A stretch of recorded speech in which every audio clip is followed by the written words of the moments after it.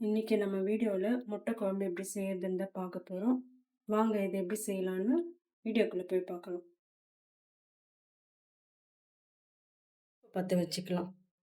பாத்திரம் சூடானதும் கொஞ்சமா எண்ணெய் ஊற்றிக்கலாம். எண்ணெய் காஞ்ச உடனே கொஞ்சமா கடுகு போட்டுக்கலாம். கடுகு பொரிஞ்சதும் 2 பெரிய வெங்காயம் கட் பண்ணி வச்சுருக்கேன், அதையும் சேர்த்துக்கலாம்.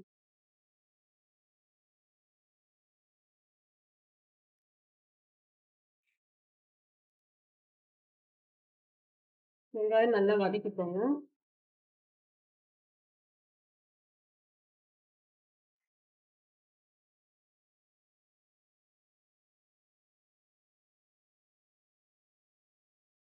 வெங்காயம் நல்லா வதங்கிடுச்சு. இது கூட கொஞ்சம் கருவேப்பிலை சேர்த்துக்கோங்க.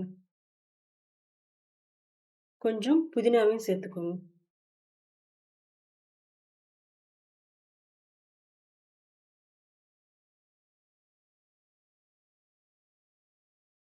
இப்போ இது கூட 2 பெரிய தக்காளி கட் பண்ணி சேர்த்துக்கோங்க.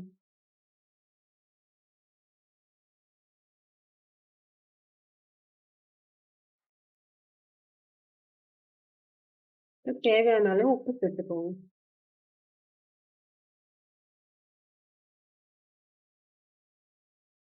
தக்காளியை நல்லா வதக்கிக்கோங்க.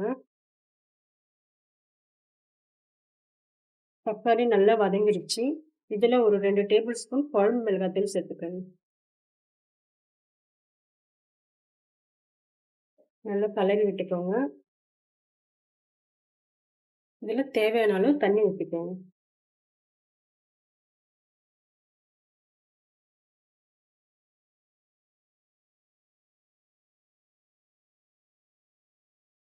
அவ்வளோதாங்க, குழம்பு வச்சாச்சு. இது நல்லா கொதி வரட்டும்.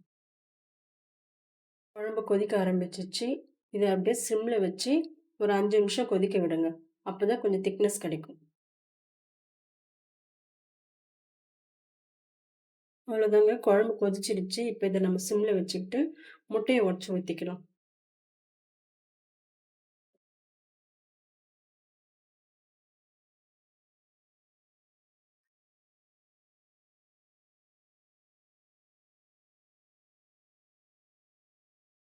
எல்லா முட்டையும் உடச்சி ஊற்றியாச்சு. இப்போ உடனே கலரி விட வேண்டாம், ஒரு 2 நிமிஷம் வேகட்டும்.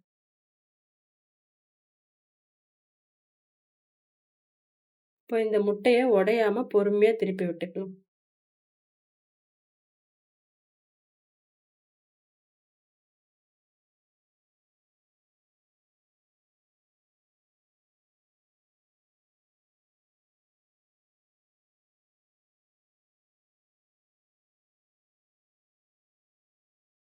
எல்லாம் திருப்பி விட்டாச்சு. ஒரு 2 நிமிஷம் முட்டை கொஞ்சம் வேகட்டும். அவ்வளோதாங்க, குழம்பு ரெடி ஆயிடுச்சு. இப்போ நம்ம ஸ்டவ் ஆஃப் பண்ணிக்கலாம். இந்த வீடியோ உங்களுக்கு பிடிச்சிருந்தா லைக் பண்ணுங்கள், ஷேர் பண்ணுங்கள், சப்ஸ்கிரைப் பண்ணுங்கள்.